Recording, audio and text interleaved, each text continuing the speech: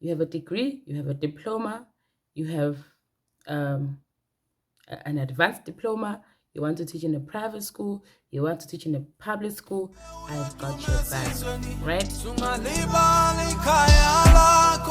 Hello guys. Welcome back to my YouTube channel. To my returning subscribers, which I have 12. Oh, welcome back. And if you're new here, welcome. I hope you will like it and that you are going to subscribe and like the video. And please, guys, please let's try and engage in the comment section. I'd really appreciate that. But thank you for just watching this video. That means something to me. Okay, so today this video is about the application process for teaching in Taiwan as an English second language teacher. So the things that I'm going to talk about are mainly things that I had to do or documents that I had to submit. But I also do have information for people who are coming here on trying to come here using other platforms, right? So I came here using an agency. The name of the agency that I used was Phoenix Group Asia. I'll write their name. And it's one of the most famous agencies for moving here. And there's another one which is called Teach Taiwan, which is also very famous. So if you are in South Africa and you are planning on moving, this is the agency that I would recommend to you. And of course, there are others, right? There's websites and all of those things where you can go and upload your profile and then wait for schools to contact you. I'll give you a few of those that I'll remember as we go along. Okay, so we have two different requirements. They're not so different, but they are different. We have requirements for public schools and we have requirements for private schools, right? Which is well known as cram schools, this side. I don't really know much about international schools, so I won't include that in my video, okay? So for the public schools, right, if you see me looking down here, I'm sorry, by the way, I am looking at the notes because I'm trying to give you guys as much information as I can and in a short space of time. The first thing that you need is your CV, right? You need to have your CV and try and modernize your CV, if I may put it that way. We have the old traditional CVs and we have the CVs that people are like the latest updated CVs with your picture and all of that. Make it professional but attractive at the same time, right? I think that's a trick that you could use. And then you need a teaching degree for public. Oh, okay, let me be specific. These are requirements for public schools, right? That's where I'm starting. Public schools where I'm working. So you need a teaching degree or it can be a bachelor's degree or a diploma. But if it is a diploma, it has to be equivalent to the degree. For example, some people do advanced diplomas and all of those things. If yours is equivalent to a teaching degree, then the agency that I came here with is going to consider your application. And you also need to have a police clearance that you can start with. I think that's where your starting point should be. Go apply for your police clearance certificate. One reason why you need to do that is because you need 6 to 8 weeks if you are going to do it through a police station, or if you are not going to do it that way, you need 2 to 3 weeks also if you are going to go, because you can also fasten it yourself by going to Pretoria at the CRC, which is the Criminal Record Center.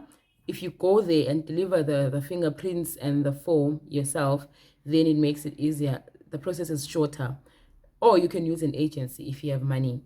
They charge between 2,500 rands and 4,000 rands, I think. But I think the normal one would be 2,500, 2,600. That was 2022. towards the end. So maybe the prices will change for 2023. And then you also need a teaching certificate, which is your SACE certificate.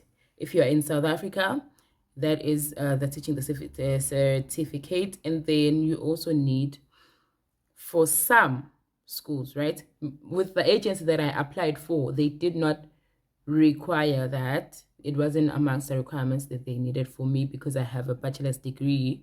But for some schools, they may also ask for your TEFL certificate, right? And you do not need, at the moment, you do not need to go through DIRCO if you are applying with my agency and you have a teaching degree, a bachelor's degree, right? You don't need DIRCO. For bachelor's degree, applying for public schools also, right?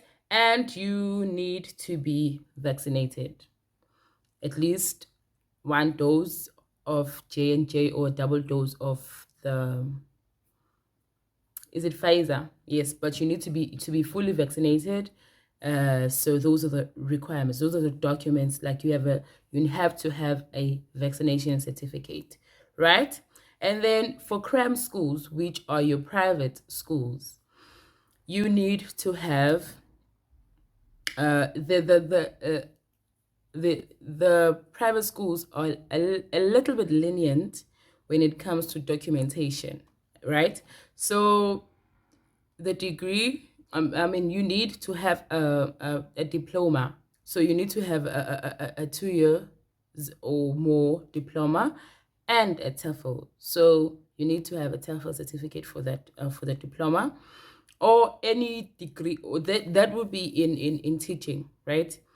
Or any degree, like any other degree, even if it's not a teaching degree, because for the public schools it needs to be a teaching degree, right? But for cram schools or private schools, you do not need to have a teaching degree. Any degree is accepted. You also need a police clearance. You need to have a CV as well. The TEFL is going to be an advantage if you do not have a bachelor's degree. Try and have that. It's a plus on your side, except for, of course, if you have a 2 years plus diploma, then you have to have a TEFL certificate, okay? And okay, so most of the requirements are similar, right? Except for if you are going on you are going with a private school, they may require you to do your health check. So they'll send you the form depending on the agency you are working with. You can either be working with an agency or the school directly. They will send you a health check form.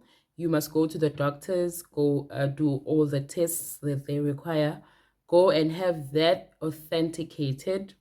And then you would have to email that. No. You'd have to actually send that to them via courier, and then that will be used to apply for your work permit. So that is one thing that is almost completely different when it comes to cram schools. And if you have a degree with, because they have lists of schools, of universities that they accept, right, as Taiwan. So if it happens that your school is not amongst the schools that are listed with their, let me just call it Department of Education, let me call it that, or yeah. So if the school is not listed, you will then need to have your degree or diploma, which is NQF 7 and above, authenticated as well. So those are the only cases in which you will have to go and authenticate these things if your school is not amongst it's not in the list of universities that they accept. For example, I know that UNISA is not on the list. So if you have a degree with UNISA, you'll need to do your research whether UNISA is also eligible for this, where you can go and authenticate your degree and then carry on with your application process, right? So those are the documents that you need. And I almost forgot to mention, you need to have a passport. Your passport must be valid for a minimum of 1 year, because most contracts would be a year.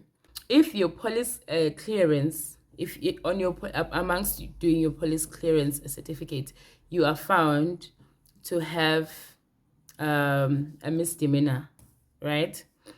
The cram schools may still consider your application if it is for things like drunk driving, or like the minor offenses.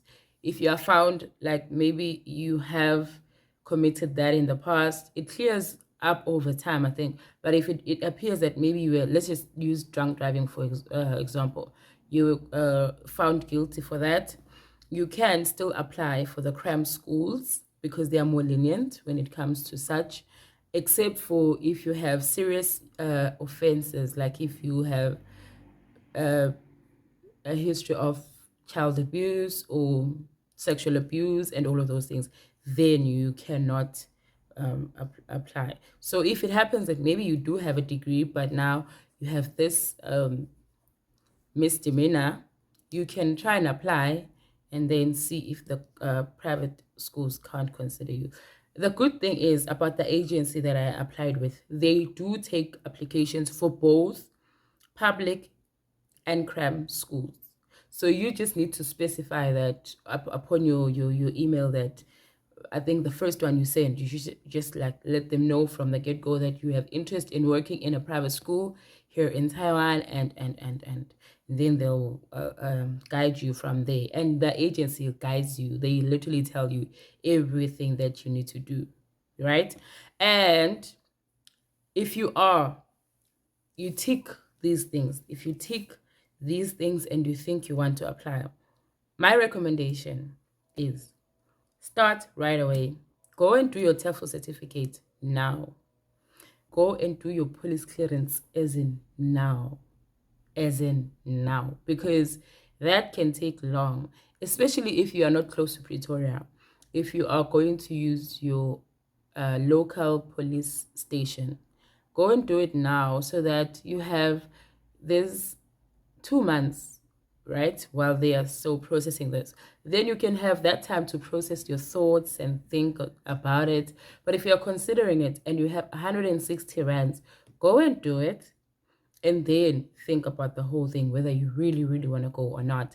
By the time you get the response, maybe you'll know that, yes, I'm going through with this, and then you can start your application process. That's just my recommendation. And also, if you're considering it, start saving up now. Start saving up now, because you'll need money. You need money for doing these documents. Some of them require you to pay, and also moving, the process of moving. You do not want to be in a position where you can't now bring everything that you need, because you can't get it, you can't buy it, because your money is not enough. I know that most chances are you want to move here because you are not getting paid enough wherever you are, or you are not working at all, right? Those are chances. I'm not saying everyone is here for that reason. So if that's the case, in your case, then it may not be applicable. But if you do have some savings left at the end of the month, please try and push those as hard as you can. At least try and save up to 50,000 rands estimation, right? I will do another video with the breakdown of how much you need for everything. But try and push for savings, guys, because that can stand in your way. That can really stand in your way. So I would like to end the video there. I hope you guys enjoyed, and please do not forget to like, subscribe, and share the link. I'd really appreciate that. Oh, and I have a new hairdo. One of the things you'll have to deal with when you come this side, girls, especially if you are a natural Han like me, the hair problem. But I'll do a list of I'll do another video So now I have 2 videos that I owe you guys. I'll do another video telling you of what things do you need to bring, because I recently moved here, and when I got here I was like, why didn't I bring this? Why didn't I bring that? But yeah, guys, enjoy the rest of your day or evening or whatever, wherever you are. Goodbye.